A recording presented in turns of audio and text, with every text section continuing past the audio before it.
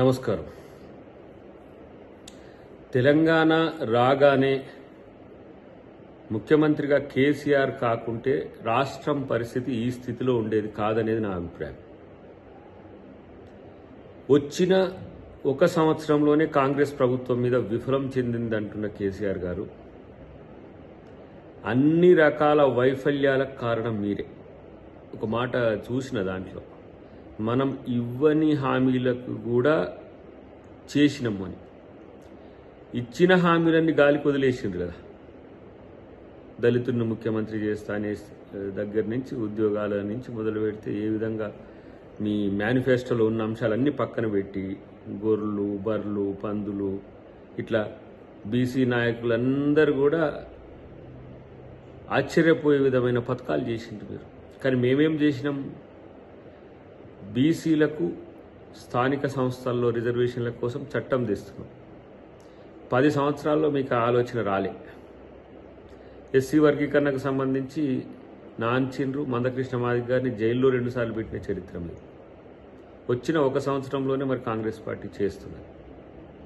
అంతేకాకుండా ఇచ్చిన 6 గ్యారెంటీల్లో ఈరోజు 5 గ్యారెంటీలు మ్యాక్సిమంగా ఈరోజు కంప్లీట్ అవుతున్న పరిస్థితి మీ కళ్ళకు కనబడట్లేదు. మీరు మీ సోషల్ మీడియా చేసే ప్రచారంతో ప్రజలు నమ్మేసిండ్రు. కథం ఇక వైఫల్యం చెందిందని మనం మాట్లాడితే సరిపోద్దని చెప్పి ఈరోజు మాట్లాడుతున్న తీరు గమనిస్తున్నాం. సరే, మాస్టర్ కొరకో లేకపోతే సభకు రావట్లేరని అందరూ విమర్శ చేస్తుండ్రు కాబట్టి వచ్చిపోతారేమో, ఒక 2 రోజులు వచ్చిపోతారేమో.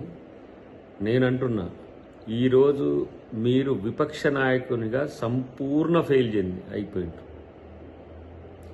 మీరు అవుట్ సోర్సింగ్కి ఇచ్చిన మీ కొడుకు మీ అల్లుడు వాళ్ళు కూడా కళ్ళు తెల్లబడ్డాయి. ఇంకా ఏం చేసేది లేక ఏ విధంగా దుష్ప్రచారం చేసే విధంగా వచ్చిందంటే మీరు మీ మీడియాతోని రేవంత్ రెడ్డి గారిని బూతులు తిట్టించే కాడికి వచ్చిన పరిస్థితి. ఎందుకంటే బూతులు తిడుతున్నారంటే ప్రభుత్వం ఫెయిల్ అవుతుందని అనుకుంటారనే ఉద్దేశంతో. కానీ వ్యవస్థలన్నింటినీ విధ్వంసం చేసి ఆర్థిక వ్యవస్థను పూర్తిగా గాలి కొదిలేసి ఇలా మీరు కట్టిన ప్రాజెక్టులతో సుక్క నీళ్లు రావట్లేవా? మళ్ళీ మేము మొత్తం ప్రాజెక్టులతో నీళ్ళు ఇచ్చినామంటే ఒక్క చుక్క నీళ్లు కాళేశ్వరం నుంచి 1,00,000 కోట్ల పైసలకు మీరు పెట్టుబడి పెడుతుంది. దానికి ఆ 1,00,000 కోట్లే ఉంటే చిన్న మధ్యతర నీటిపారుదలకు సంబంధించి మనం చేసుకుంటే ఇవాళ లక్షల ఎకరాలకు నీళ్ళు వచ్చేది. కాబట్టి మీరు చెప్పే మాటలు ప్రజలు నమ్ముతారు అనుకోవడం అనేది మీకు ఏ విధంగా అనిపిస్తుందో కానీ ప్రజలు మిమ్మల్ని పట్టించుకోరనే విషయాన్ని గుర్తుపెట్టుకోండి. ప్రతిపక్ష నాయకుడు ఫెయిల్ అవ్వడమే కాకుండా ప్రతిపక్షమే ఫెయిల్ అయిన ఈ పరిస్థితుల్లో మీరు దిద్దుబాటు చర్యలకు దిగినా ప్రజలు నమ్మే స్థితిలో లేరు. ఇలా ఏం అడుగుతారు? మీరు వచ్చి ఇండ్లు కట్టేయలేదంటే 10 సంవత్సరాలు ఏం చేసిరని మిమ్మల్ని అడగరా? ఉద్యోగాలు ఇవ్వలేదంటే ఉద్యోగాలు ఎందుకు ఇవ్వలేదు 10 సంవత్సరాలు మిమ్మల్ని అడగరా? ఇలా నిధులకు సంబంధించిన అంశం వస్తే 7 లక్షల కోట్ల రూపాయల అప్పులు చేసిండ్రు 10 సంవత్సరాల్లో. సగటున ఏ విధంగా మీ అప్పుల రేంజ్ ఉందో చూసుకోండి. కనీసం ఉద్యోగులకు జీతాలు ఇచ్చే పరిస్థితిలో కూడా లేని ప్రభుత్వం ఆ రోజు ఉంది. ఈరోజు ఏ విధంగా ఉద్యోగులకు నెలకు 1వ తారీఖు ఎట్లా వస్తుందో చూసుకోండి. ఇదంతా పక్కన పెడితే ఇంకా తెలంగాణలో బీఆర్ఎస్ /టీఆర్ఎస్ బతికి ఉంటుంది అని అనుకోవడం అనేది విడ్డూరమే.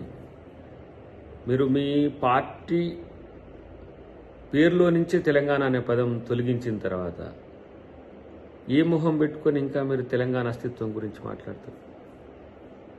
తెలంగాణ ఈరోజు కాంగ్రెస్ ఇచ్చింది. తెలంగాణ కాంగ్రెస్ డెవలప్ చేస్తున్నది. ఇప్పుడు ప్రజాస్వామిక వాతావరణం ఉంది. ప్రశ్నించే గొంతులు ప్రశ్నిస్తున్నాయి, విమర్శించే గొంతులు విమర్శిస్తున్నాయి. వాటికి సంబంధించి ప్రభుత్వం స్పందిస్తున్నది.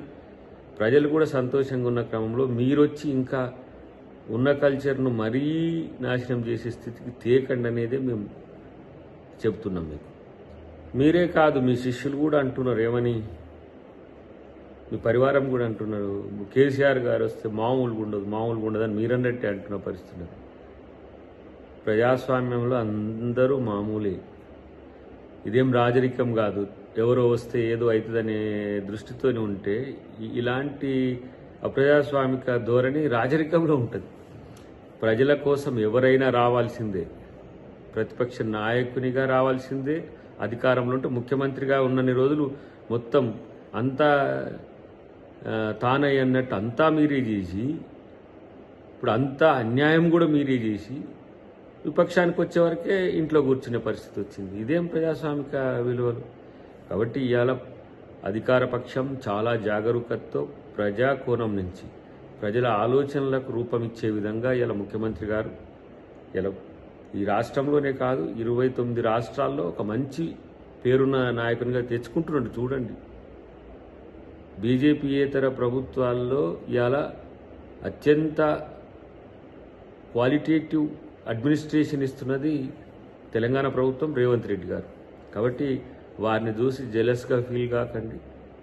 మీరు వచ్చి సభకు వచ్చి విలువైన సూచనలు లేకపోతే సమస్యలు అవన్నీ తీసుకొస్తే మంచిది, కానీ వస్తే నన్ను అట్లా అంటారు ఇట్లా అంటారు అని చెప్పి తప్పించుకుంటే మాత్రం ప్రజలు మిమ్మల్ని పట్టించుకోరనే మాట గమనిస్తే మంచిది.